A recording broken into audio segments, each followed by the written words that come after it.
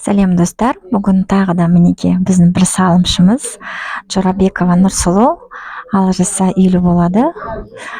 Сол кісімен сұхбаттасайық. Нұрсұлу, қалайсыз? Жақсы, Құдайға шүкір. Неше теңгені үйін алып жатырсыз? 13 миллион 350 мың теңгені. Жақсы. Қандай пайызбен алып жатырсыз? 7%. 7,5%. Ай сайынғы төлем қанша?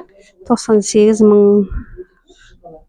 Қанша? Тиындері бар, иә? Тиындары бар, иә, 98 мың. Так, қолыңызға қандай қағаз алдыңыз, көрсетіңізші? Қолыма Мінеке мынандай қағаз алынды, иә? Қазір осы қағазбен нотариуске барып, сатып алу келісім шартын жасайды. Қазір сатушыларды күтіп отырмыз, иә?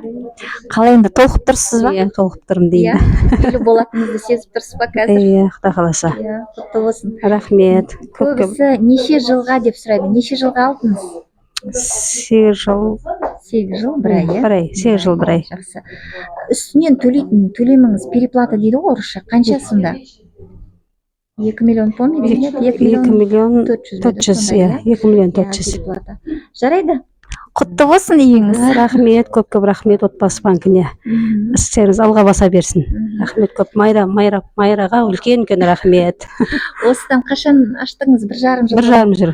Бұл кісі 1,5 жыл бұрын келіп маған депозит ашқан. Сөйтіп 1,5 жылда 6 миллион 500 теңгені жинақтап қойыптық. Бірақ 7 миллион жинақтап қойдыңыз, иә? Сол, мен өте қуаныштымын бұл кісі үшін.